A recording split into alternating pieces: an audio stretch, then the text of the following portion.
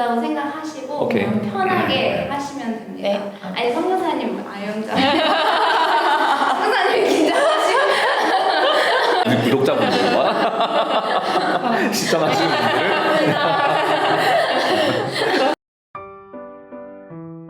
안녕하세요. 헤브론 선교대학교입니다. 네, 오늘 너무 아름다우신 게스트가 오셨어요. 혹시 자기소개를 해주실 수 있나요? 네, 저는 헤브론 선교대학교에서 복음 성경학교 학생 백아영입니다. 와! 제가 듣기로는 청년고민 찐팬이라고 들었거든요. 네, 저 그래서 진짜 거의 한 편도 빠짐없이 봤을 거예요. 맞아요. 그래서 제가 이분은 꼭 내가 모셔야겠다. 정말 귀한 손님이 오신 거예요. 귀한 게스트가 오시게 되셨는데 고민이 무엇인지 너무 궁금해요. 혹시 어떤 고민을 가지고 오셨어요? 진짜 고민인데요. 제 안에 사랑이 없는 것 같아요. 되게 사랑이 많으실 것 같은데 그런 느낌인데 나도. 그런 말씀을 하시니까 그러니까 사람은 외모로 판단 안 된다고. 그러니까 성경은 주님이 우리를 어떻게 사랑하셨는지 그리고 사랑하라 이게 너무 성경의 명확한 메시지잖아요. 근데 사랑하라 하시는 그 메시지를 담고 있는 그 성경을 알아가면 알아갈수록 저는 그 사랑이 불가능한 마음을 계속 이제 보게 되는 것 같아요. 그 고민은 사랑이 생길 수 있도록 해달라는 건가요? 어떻게? 그러니까 제가 이게 사랑이 없는 것 같아서 자꾸 이제 자괴감에 빠지게 되는 순간들이 이제 있는데 집에 가게 되면 아버지는 계속 이제 계획을 물으시는 거예요. 근데 직장도 다 내려놓고 결혼도 내려놓고 일단 정말 말씀하신 대로 순종하겠다고 하는 딸이 이제 교회를 다니시면서도 납득이 안 가시는 거예요. 그러니까 집에서 계속 이제 한숨을 쉬시고 이제 대화가 안 통하는 그런 상황 가운데 있는 거죠. 근데 사실 저는 행복을 누리고 있는 거잖아요. 그 믿음으로 사는 삶이니까 저는 너무 안전하고 완전하고 그 은혜의 바닷속에 이제 살아가는 삶이 물론 치열함도 있지만 그 치열함 속에서 너무 행복한데 그 행복을 아빠가 누리고 있지 못한 상황에서 그럼 저는 더 아빠를 사랑해야 맞잖아요. 더 사랑하고 더 인내하고 더 잘해드려야 맞잖아요. 근데 막상 딱 집에 가면 그냥 너무 그런 아빠를 보는 게 너무 답답한 거예요. 그리고 공동체 안에서도 마찬가지. 정말 지체의 이제 연약함을 보면 그럼 더 사랑해야 맞잖아요. 더 사랑하는 마음이 우러나와서 지체를 위해서 권면을 해야 할 때가 있고 오래 참아야 할 때가 있잖아요. 그냥 참으면서 인내하면서 알아서 이제 할 수 있는 것들인데 막 그냥 정말 사랑으로 종노릇하라고 하셨으니까 행위는 그렇게 할 수 있어도 마음에서 이제 우러나오지 않는 것 같은 저 자신에게 계속 부딪히는 거예요. 진짜 내 안에 사랑이 없구나. 정죄와 판단이 먼저 이 마음을 채우고 있는 그냥 그런 것들 때문에 계속 이제 부딪히는 게 고민이에요. 아 그렇군요. 내 안에 사랑이 없다라는 그 고민이 와닿아요. 담임 선교사님 한 말씀 해주세요. 당신 사랑이 있나요? 저는 사랑이 없어요. 저는 사랑이 없어요. 근데 아영자매님의 어떤 고백들을 들으면서 이제 제가 너무 큰 복음을 받았고 네. 너무 그 행복과 그 만족감이 있는데 이제 주변 사람들은 그걸 모르는 거잖아요. 네. 그래서 그 현실과 그런 상황에서 맞닥뜨려지는 그런 어려움들이 있는 것 같아요. 저는 그런 경험이 사실은 별로 없기는 해요. 왜냐하면 가족이 다 믿고 그리고 제 주변에 있는 친구들도 다 선교사고 하지만 이런 어떤 복음의 삶을 알아주지 못하는 사람들에게 갔을 때 그들을 어떻게 대해야 될지 어떻게 그들을 사랑해야 되며 라는 그런 고민으로 저는 좀 느껴졌어요. 감정이 받쳐주는 사랑이 있잖아요. 갑자기 이제 생각이 났는데 제가 마지막으로 봤던 드라마가 태양의 후예라고 그 대사가 기억에 남아요. 그 극 중에 이제 남자 배우가 이제 여자 주인공의 머리를 이렇게 묶어주는데 내가 해도 되는데 막 이렇게 하는 그 말에 간질거려. 그래서 지금 굳이 내가 해도 될 일을 상대방이 해주는 게 사랑이라고 이제 그렇게 얘기했어요? 그 드라마에서? 네, 제가 하니까 이게 감정이 안 나는데 굳이 감정까지 안 더해도 돼요. 그런 워딩이 있었다. 그러니까 그런 워딩이 있었다. 근데 그게 갑자기 생각이 나는데 아무튼 이렇게 연인과 간의 이제 사랑이나 그런 면에서는 감정이 우러나오잖아요. 그러면 저절로 그냥 에너지가 쏟아지잖아요. 그 사랑에. 네. 그러니까 근데 그 감정이 우러나오지 않는 사랑인 거죠. 그러니까 그게 고민인 것 같아요. 아, 점점 감이 왔습니다. 네, 이제 제가 너무 당황하다가 갑자기 그 드라마가 고민을 생각이 나서 하면서 이렇게 오랜 시간 동안 거의 말을 안 하는 게 처음이에요.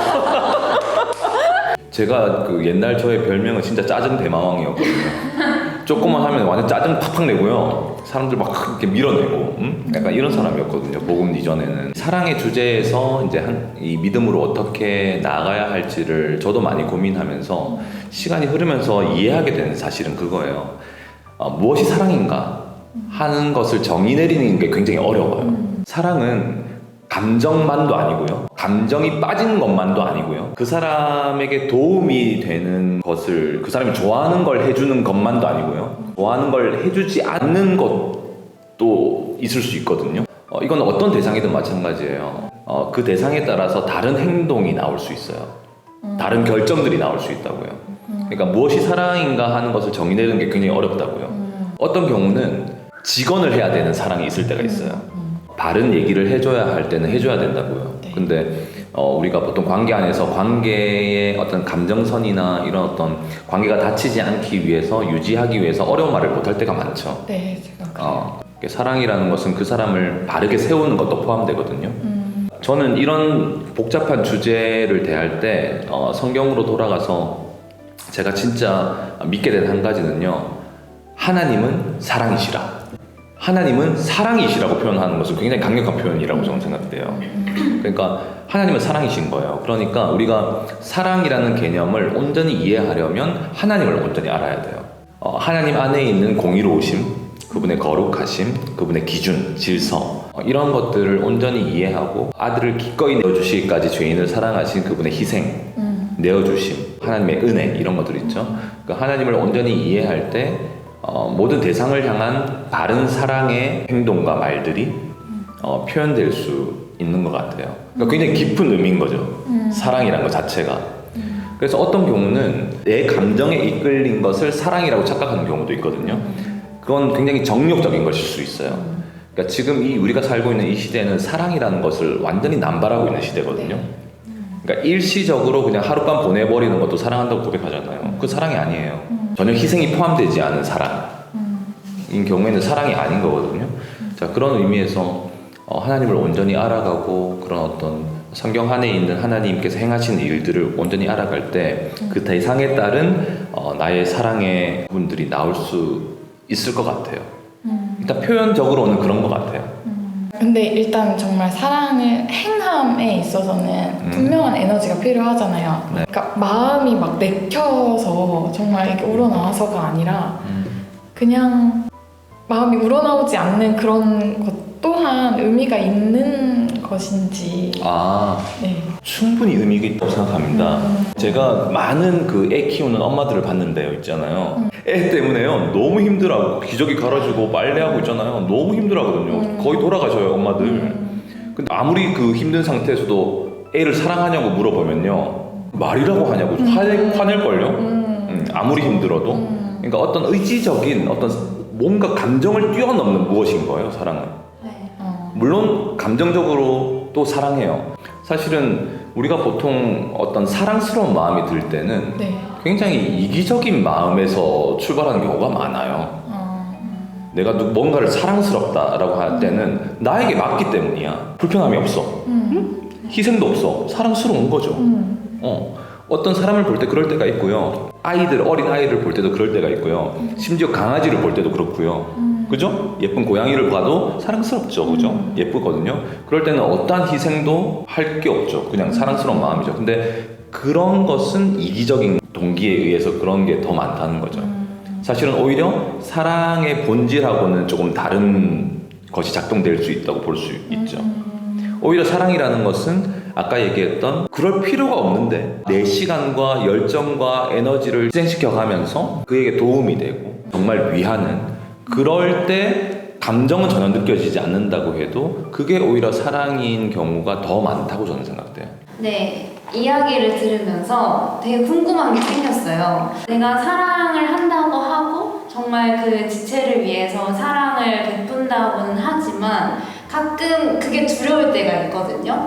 혹시 잘못된 사랑을 하고 있는 건 아닌지, 혹시 내 집착이 함께 있는 건 아닌지, 저로부터 나온 어떤 사랑의 표현들이 그 사람에게는 불편할 수 있고 그리고 정말 잘못된 길로 인도할 수도 있는 거잖아요. 제가 어떻게 대하고 어떻게 하느냐에 따라서 아이들을 키워보진 않았지만 예를 들자면 정말 아이를 사랑해서 했던 것들이 사실은 그 아이에게 나중에는 그때 좀 힘들었어 뭐 이렇게 될 수도 있는 거고 지체한테 이런 이야기를 했는데 그 지체는 사랑으로 제가 권면한다고 했던 말들이 상처로 올 수도 있잖아요. 제 나름에서는 사랑한다고 해서 했는데 혹여나 그게 잘못되면 어떡하나라는 그런 두려움도 사실은 많아요.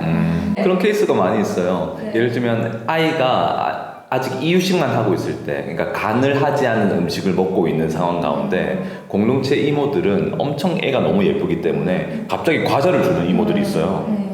그러면 안 돼요. 근데 너무 예쁘니까 그런 거야. 그런데 엄마는 너무 어려운 거야, 그런 게. 예를 들면 그런 경우가 있을 수 있다는 거죠. 근데 그런 것들을 이제 언제 해야 되고 언제 하지 말아야 되고 그냥 그 상황에 따라서 정말 지혜롭게 그 사람을 위해서 할 수 있는 방법이 있나 그런 궁금증이 생기더라고요.